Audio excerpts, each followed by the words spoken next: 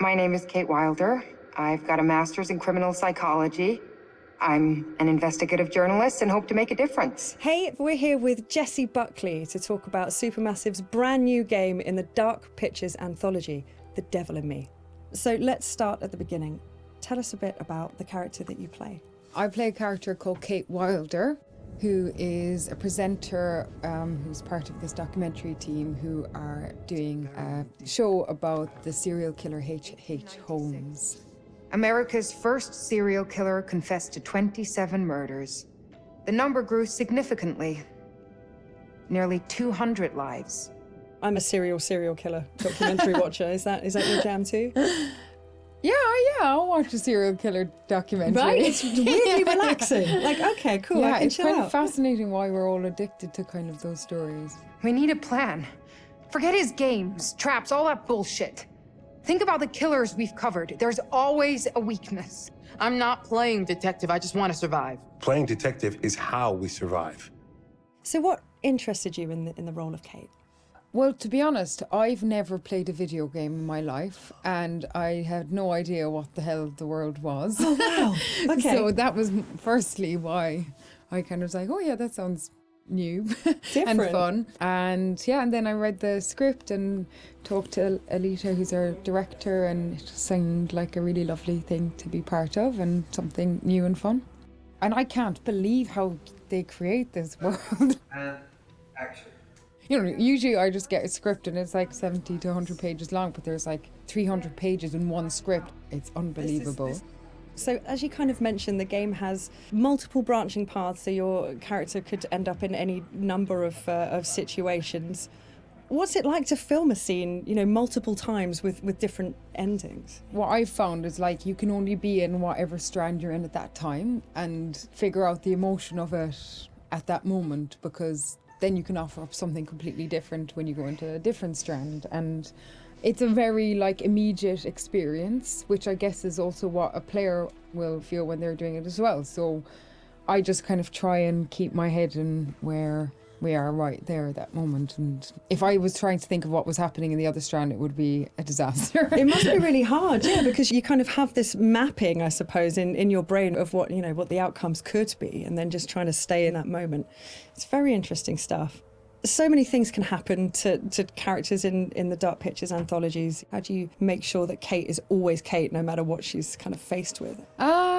Well, I guess before we started, we did a big read-through with everybody, so it was good to kind of get a handle on who she is in the context of the environment she's in, but also the relationships that are in the world as well.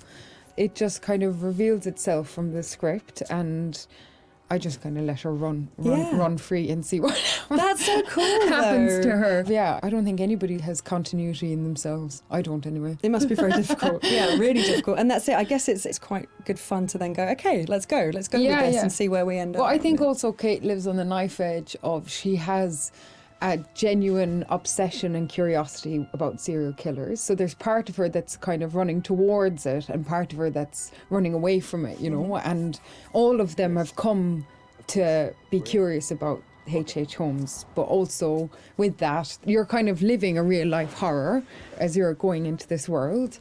So, come on, Charlie. What do we know about this guy? And everybody's fantastic, like, and they're all such distinctive people, you know.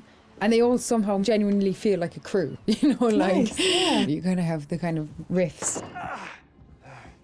Charlie is thinking.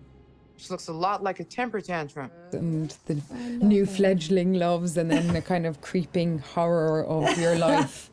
What are you doing with your life? Sounds you very know. familiar. Yeah, I think I've been there at 3 a.m. What is all of this? Okay, so let's talk about the setting that Kate finds herself in. I've heard something about murder castles, and I'd like to know more.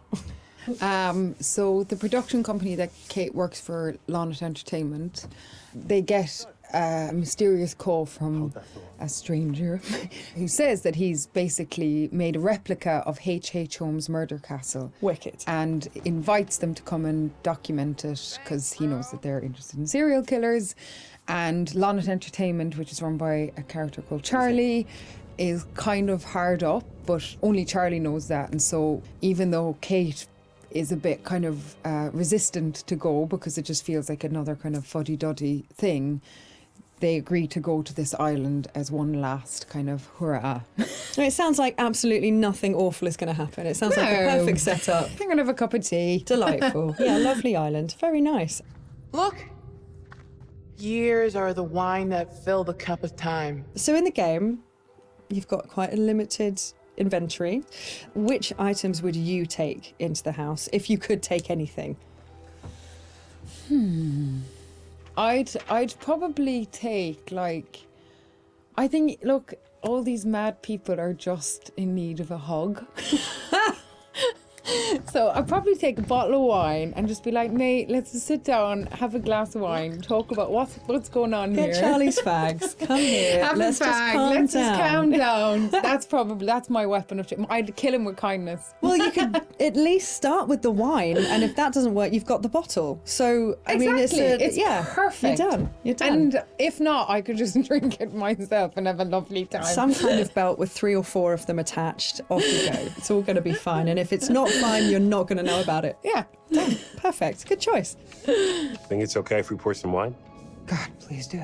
So you've mentioned the chase scene with the other girls. Was that fun? That genuinely was fun to be running and scared and all of that? Yeah, it's always fun. I mean, I think everything's kind of fun. So, thank God it's not something that happens regularly in your real life. So when you get to be part of something where it's super heightened and surprising and otherworldly things can happen, and you've got these 2 excellent kind of birds beside you who are like fighting off the demons, and you're genuinely scared and you're kind of doing it together, it's it's brilliant. Move your ass! Go! I've been around mocap. I've seen mocap. It fascinates me. What was that like? And more so, what's it going to be like to see your face in a video game? To wear a mocap is like, I mean, you just feel like you've got a huge nose because you've got this cycling helmet on, but then it has a huge beak at the end where there's a camera. And sometimes when they're putting it on, you can see the other actors already kind of lined up, and it's very close. It's very scary. No! You're gonna kill me! But yeah, I think it'd be super interesting. I don't know, maybe I'll look a bit better. They'll doctor me off or something. Kate's just a better version of me. Yeah, it'd be really interesting. It's going to be very cool. As far as, let's say, traditional acting versus video game acting, what were the differences? Was there a huge kind of difference between the two? I'd say the main difference is just the speed at which you work when you're making a video game. You still have the same intention, and narratively it's the same kind of experience because you're creating characters together and you're creating a world together, and our wonderful director is like interacting with us as a film director would. And also you're on a stage where there's little square boxes and there isn't a costume, you know, that's something that's added later, and all that's being caught is the emotions on your face. It must be quite intense when it's just focusing on your face. That must be a real, like, I don't know, like intensive experience. Although, to be honest, like the scripts they're really good, and so I don't really try and think about that too much, whatever the situation. I think if I did think about it, it would be an awful disaster. Yeah, may change the situation entirely. You just kind of listen to everybody else that's there and get on with it. We need a plan. Forget his games, traps, all that bullshit. Think about the killers we've covered. There's always a weakness. You suggesting we invite him to tea and psychoanalyze? I'm suggesting we use our heads. We play his games, we'll lose. It's our best shot.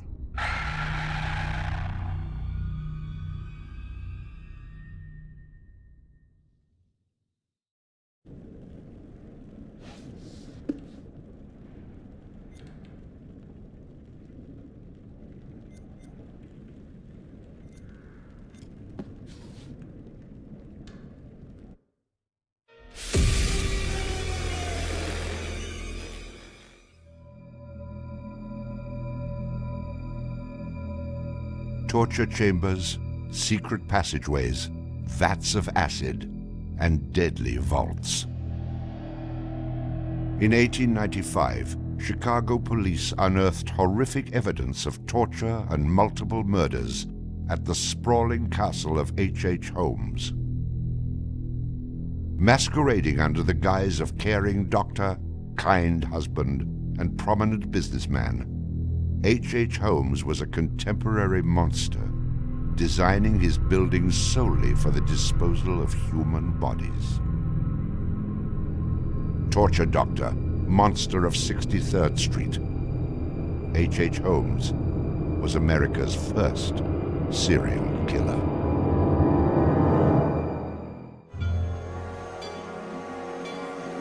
Just south of Chicago, the suburb of Englewood was thriving with commerce.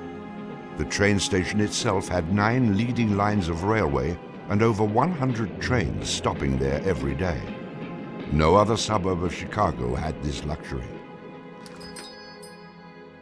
Dr. Henry Howard Holmes, a pleasure to meet you. Arriving in Chicago, Holmes finds work immediately at the E.S. Holton drugstore, located at the southeast corner of 63rd and Wallace in Englewood. Several months later, Everett Holton dies of supposed natural causes. Then Claire Holton, his wife, disappears after selling the drugstore to Holmes. Owning the drugstore, Holmes had a steady flow of cash. He would often purchase and resell goods and properties under his numerous aliases. In addition to scamming creditors, Holmes obtained his funds from other phony inventions, such as a mineral water elixir, which in reality was obtained from the city's water supply. 1888, Holmes secures a lease on the vacant property across the street from the drugstore, the southwest corner of 63rd and Wallace. It is here that Holmes will make his horrific dreams come true. He will construct a building for which the entire world will remember him. Fantasies start very young, and so what he did then was he took a step furtherance of his fantasies to make it reality. And probably, if we had done a little bit of investigation back then, we would have seen things like his plans, but not just plans for a building, because we'd expect to see architectural plans, but plans for his torture rooms. For the suburb of Englewood, the building Holmes is erecting at 63rd and Wallace is a massive construction project. Day after day, passers-by stop to gaze at the spectacle of the many laborers working together to create a magnificent new edifice in their neighborhood. Englewood residents were so impressed with the massive building that they named it the Castle. From its outward appearance, it seemed rather normal. But like the duality of Holmes, the exterior and interior of the building were extremely different. Holmes himself was the architect of the building. He was the only one who knew its design. There was this constant turnover of workers on the building. He would hire a mason to put in a wall and then fire the guy, or hire somebody to put in part of a staircase and then fire him.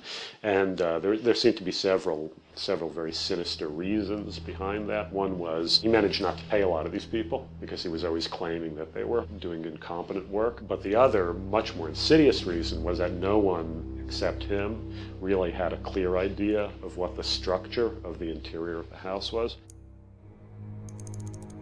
He had a huge bank vault installed in one of the rooms. And the way he did it was he put the vault in first while the building was under construction, and then built the room around it. And he bought this thing on credit and then refused to pay for it. The bank company said they were going to repossess the vault. Holmes said, well, come on in and do, but if you damage my building in any way, I'm going to sue you for everything you're worth. The bottom floor of the castle housed a pharmacy, jewelry store, barber shop, restaurant, and a blacksmith shop. Behind this innocent facade was a Gothic house of horrors designed by the mind of a monster.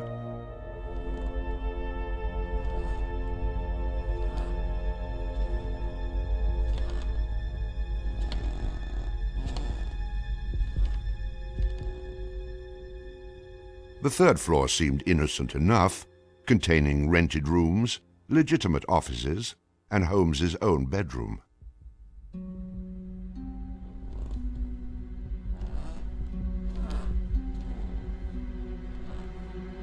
But it was the second floor that contained 35 rooms, many specifically designed as killing chambers.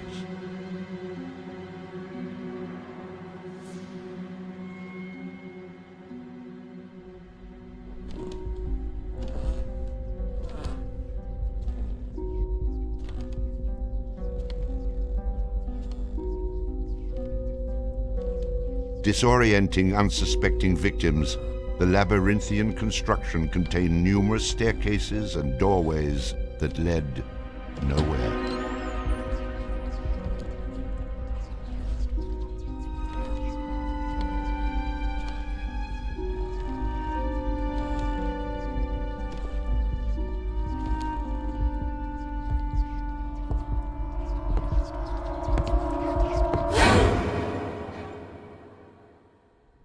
For a quick method of hiding a victim's body, a concealed greased chute and trapdoor led directly into the basement of the castle.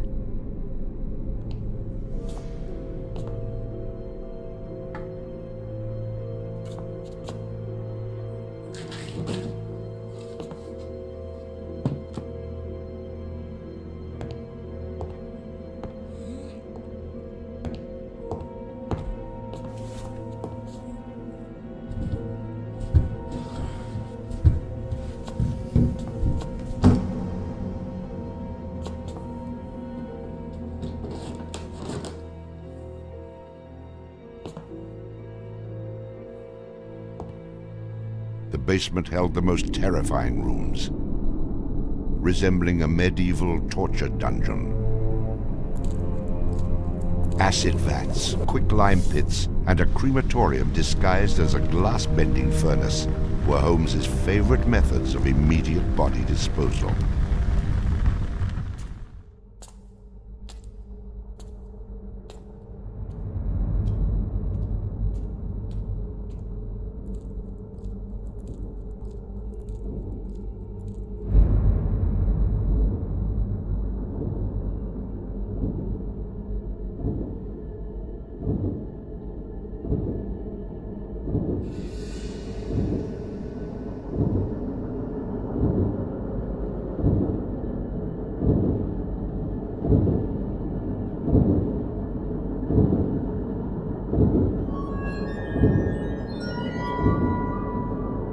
After cleaning and mounting their bones, Holmes would profit from his victims by selling their skeletons to local medical schools and universities.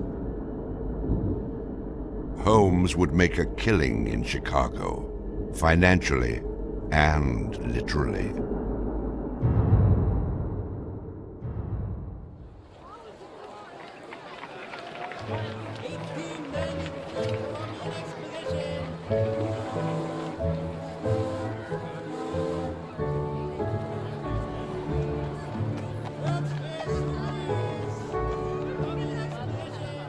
May 1st, 1893, the World's Columbian Exposition is open to the public in Chicago. Spanning 600 acres, sprawled out along beautiful Lake Michigan, the magnificent fair is a monumental sight to behold. Over 20 million people from around the world would attend the dazzling World's Fair between May 1st and October 30th, 1893.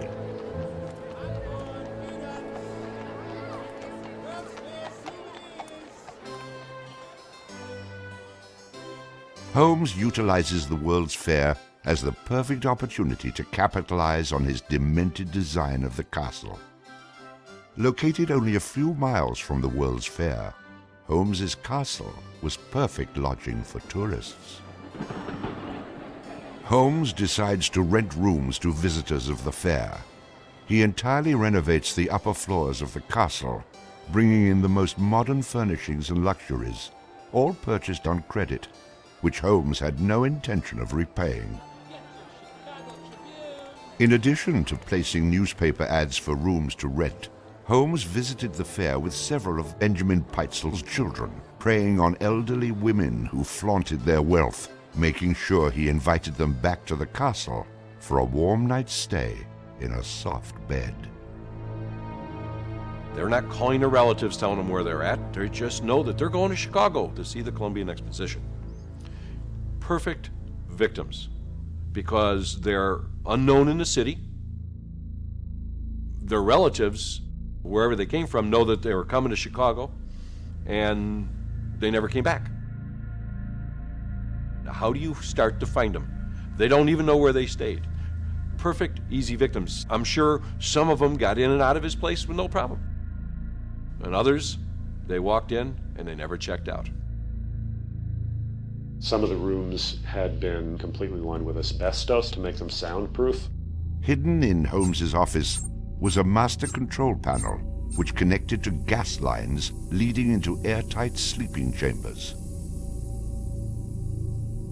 Holmes would lead his victims into the rooms, lock them in, and turn on the gas,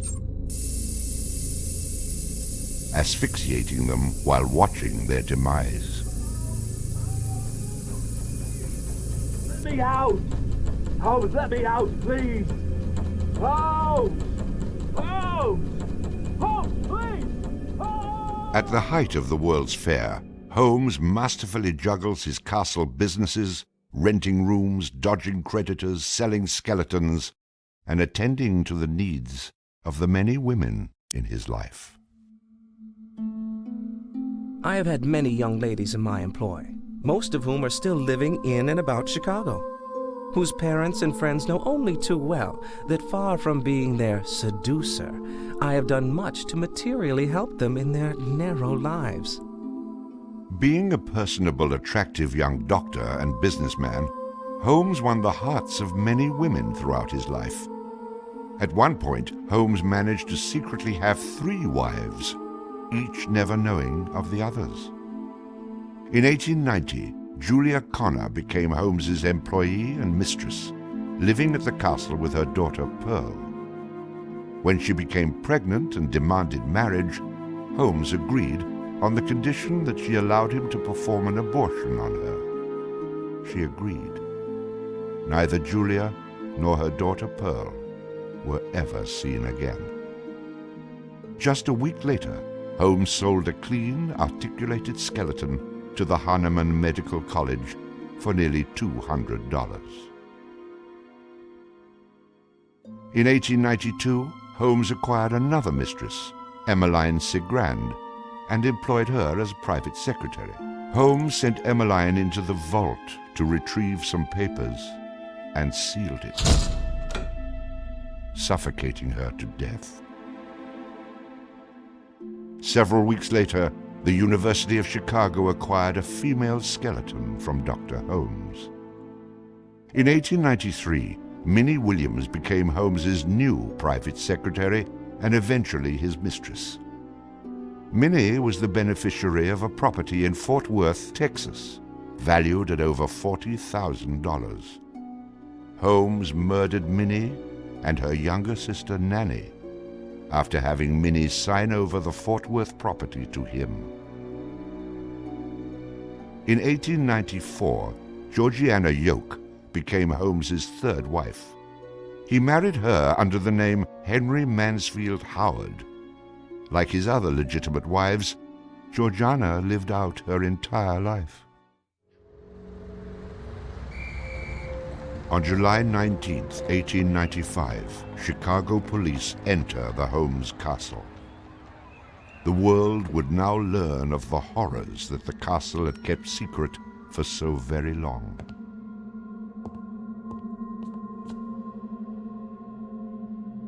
As disoriented detectives and police searched the upper floors of the castle, the true depths of Holmes's evil were waiting in the basement.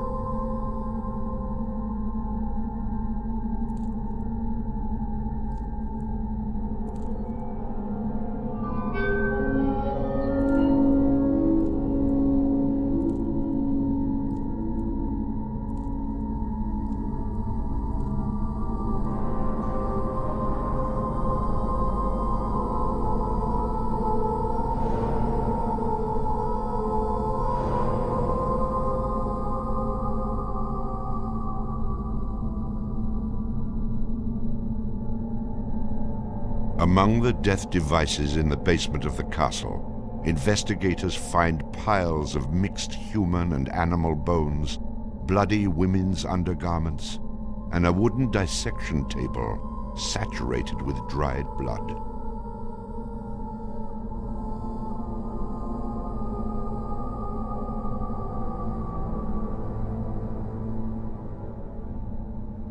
Chicago police were inundated with names of people reported missing from the World's Fair.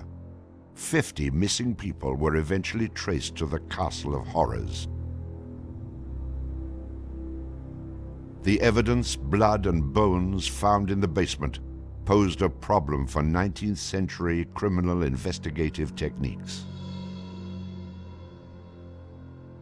It was very difficult to go and identify even the bones as being human in origin, because with the very small fragments you didn't have enough of the identifying characteristics to be able to make that ID.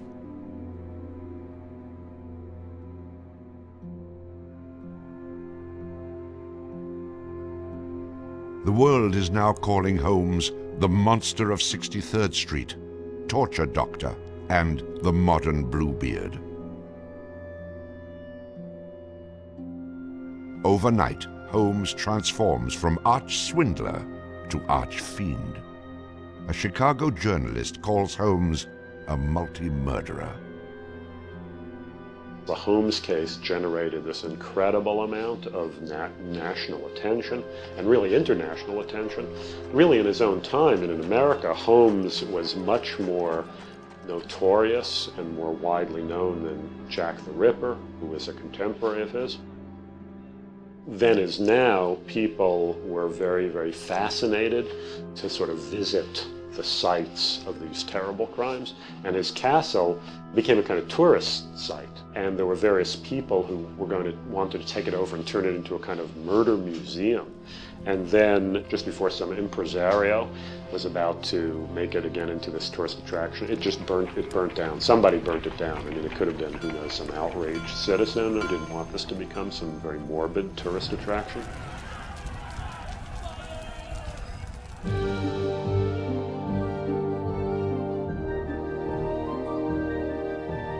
Holmes's trial was kind of the O.J. Simpson trial of the day. It just generated this huge amount of publicity. The case had become a kind of national obsession. Of course, there wasn't CNN or Court TV back then, so it couldn't be covered quite as relentlessly, but it was covered very, very extensively. There were true crime books and pamphlets and all kinds of stuff.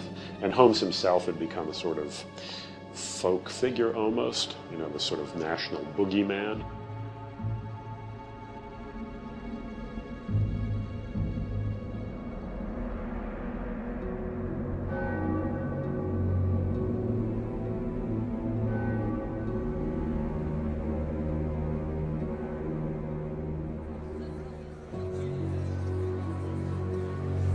The courtroom fills for the final verdict to be read. Holmes becomes extremely nervous when not one of the jury members looks at him. In his entire criminal career, this is the moment Holmes never believed would occur. He is found guilty of murder in the first degree. Herman Webster Mudgett, alias H.H. Holmes, would be hanged on May 7th, 1896.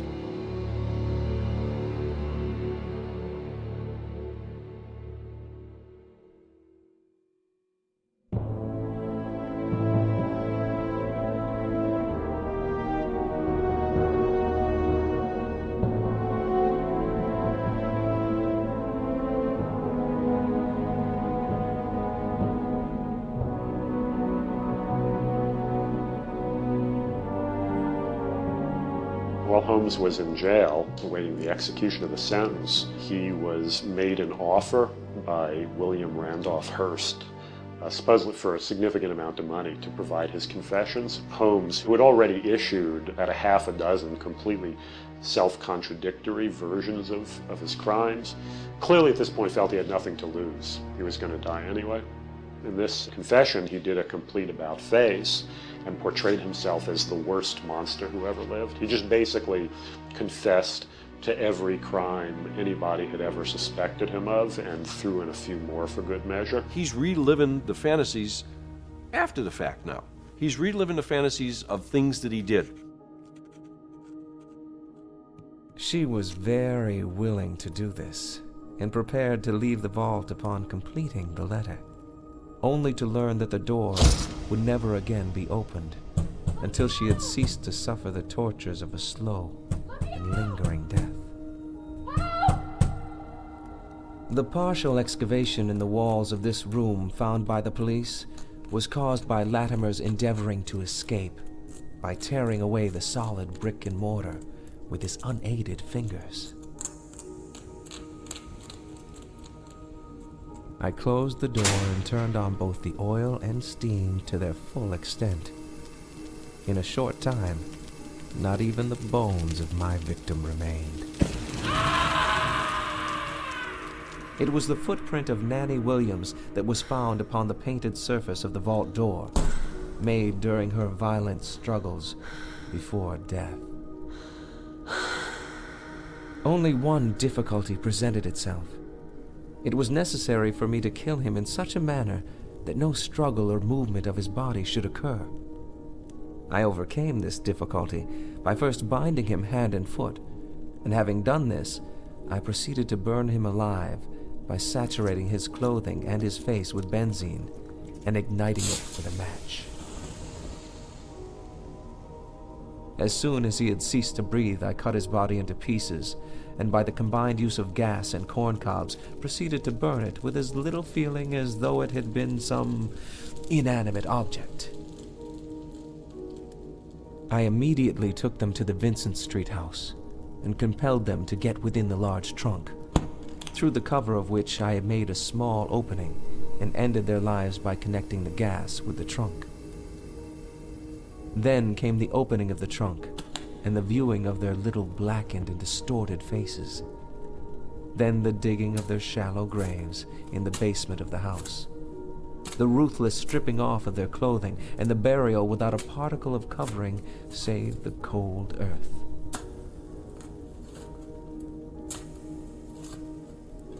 I am convinced that since my imprisonment, I have changed woefully and gruesomely from what I was formerly in feature and figure.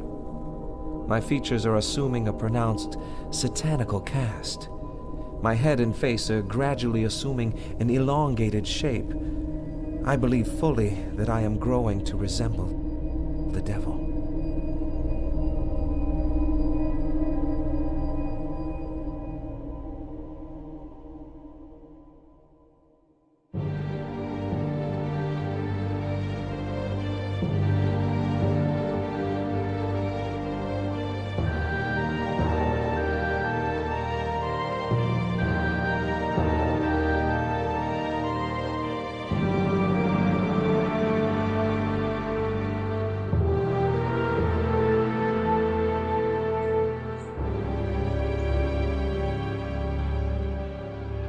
On the gallows, just before he died, he recanted.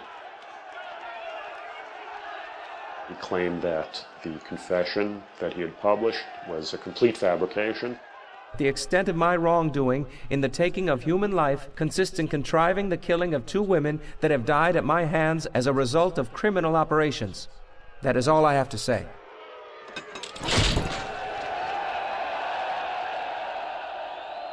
H. Holmes is hanged on Thursday, May 7th, 1896, just 9 days before his 35th birthday.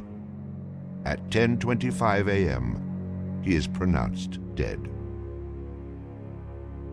He was very concerned that after his execution, his body would be dug up either by medical men seeking to dissect his brain and find out what made him tick, or just ghoulish sort of, souvenir hunters. And he requested that he be buried within a big slab of concrete, which he actually was. One of the things about Holmes is that nobody knows for sure how many people he actually killed. Although in my researches, which were pretty, I feel, thorough and extensive, it seemed very clear to me that he murdered at least 9 people. There have been stories that he killed 50, 100, countless people, particularly in Chicago at the height of the World's Fair.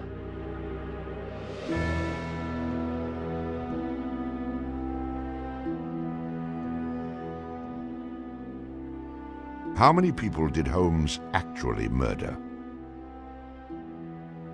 Most likely, no one will ever know. Holmes and the many other people that came in contact with him are long gone, having taken the answers with them to their graves. I was born with the devil in me. I could not help the fact that I was a murderer no more than the poet can help the inspiration to sing. I was born with the evil one standing as my sponsor beside the bed where I was ushered into the world. And he has been with me since.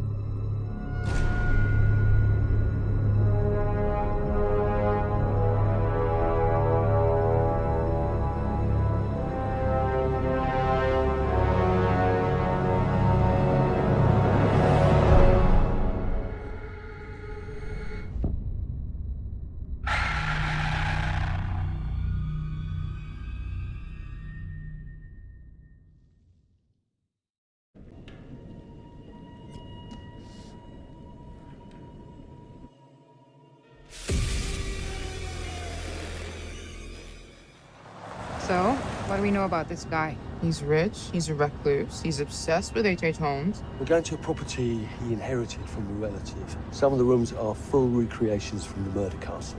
Dumet has blueprints, documents, artifacts. Totally sane, I'm sure. There are various elements we knew we wanted to explore when designing the hotel.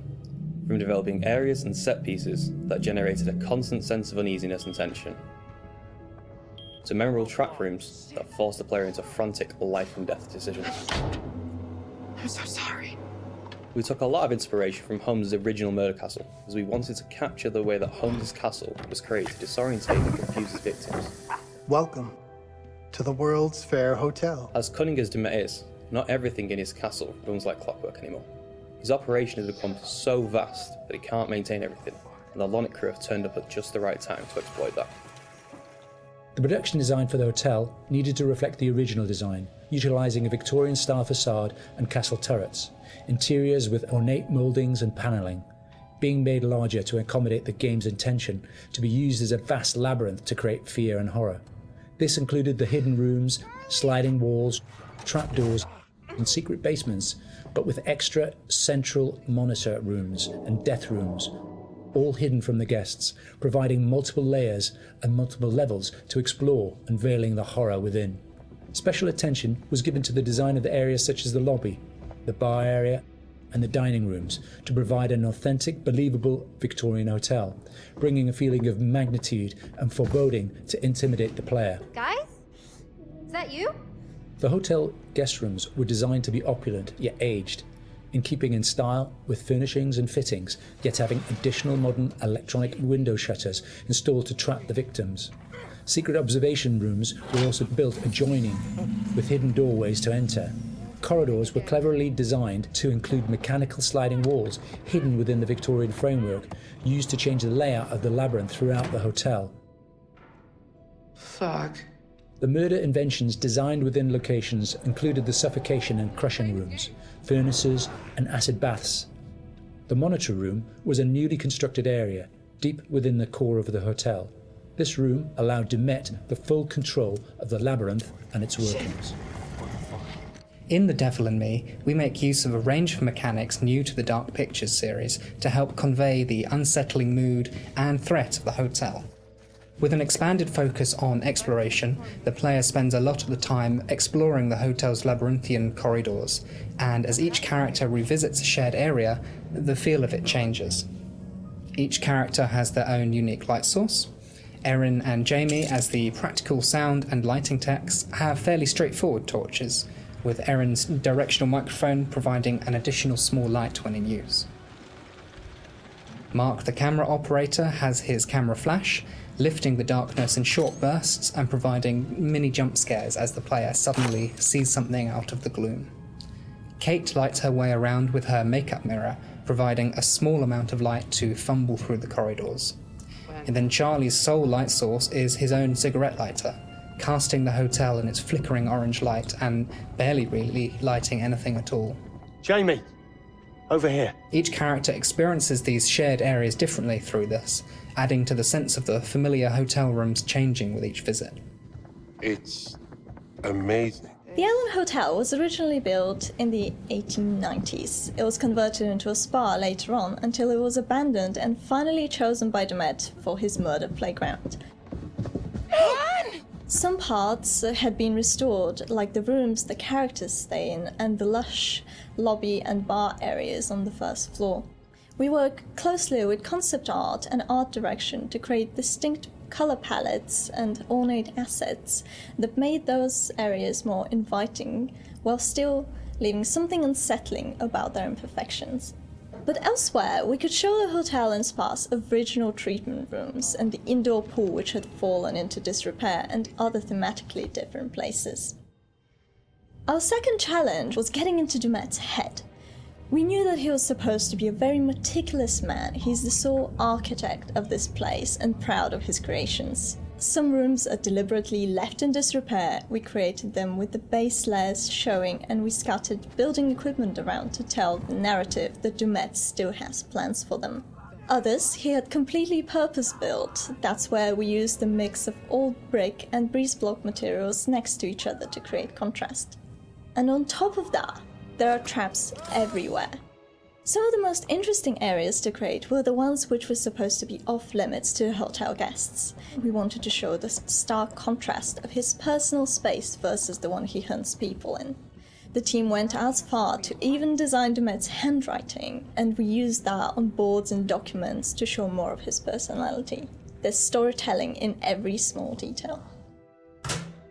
Lighting in Devon Me is a bit different from the previous Dark Picture games, since we have more explorations and more playable areas in the game for players to freely explore.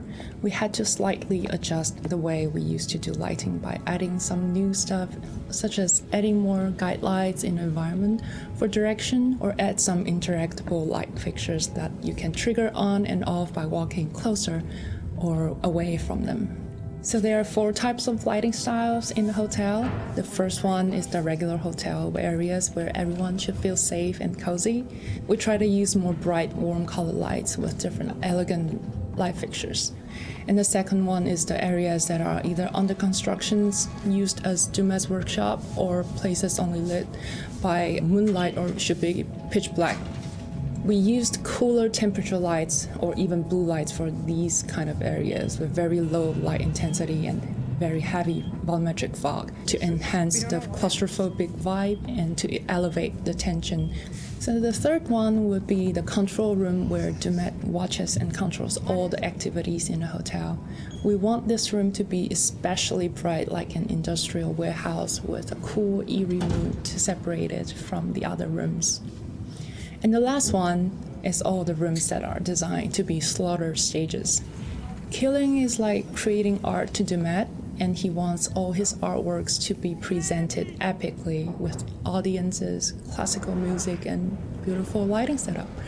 So in these areas, unlike the others that have more neutral color in the lights, we tend to artificially light these areas with either theatrical lighting or use high contrast saturated lighting setup so that we know something is going to happen. If we don't do something, both of them will die, Mark.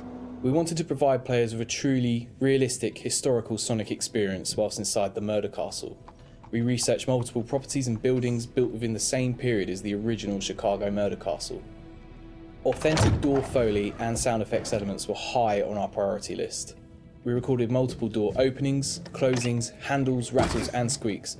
Throughout pre-production, we'd seen all the variations of emotion characters would be displaying when using the doors, ranging from calmness through to blind panic and incensed rage.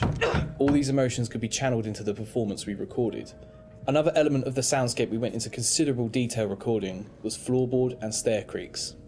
Virtually every step we took provided us with a distinctive and unique sound. We recorded these creaks in 3 states: running, walking, and walking slow.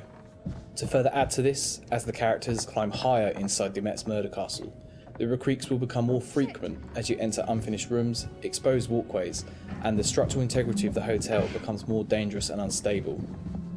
In terms of the music, we chose various 19th century pieces of classical music and opera to accompany the murder scenes. These would have been the pop music tracks around the time of H.H. Holmes, providing a cognitive link between past and present. Classical music and opera accompanies a lot of the murder scenes, often playing through a gramophone or a tannoy, which is then fed back through our bespoke impulse responses to allow the music to naturally echo throughout the cellars and corridors of the space. What is this? We took a similar approach as well with the abstract sound design, including nods to classic horror films with really discordant, unnerving piano impacts and bowed metal interspersed with electromagnetic recordings, synths and ultra-modern distortion to provide that juxtaposition and that link through time between the historical setting and the modern-day story. Designing the hotel as a play space presented different challenges than previous Dark Pictures games. We've gone from quite open environments in House of Ashes and Little Hope to a more enclosed one with the hotel. The ability to revisit previous environments at different points in the story, with different layouts and different emotional states, meant that we had to collaborate very closely with each other to make sure we designed each area to cater for every requirement. We had to think how a lit corridor would feel if multiple characters roaming around it, versus the same corridor drenched in darkness with just a singular player character. Empty hotels are inherently eerie, and it allowed us to play with the idea of liminal space to try and create a murder castle that felt uncanny. It's something that felt truly unique.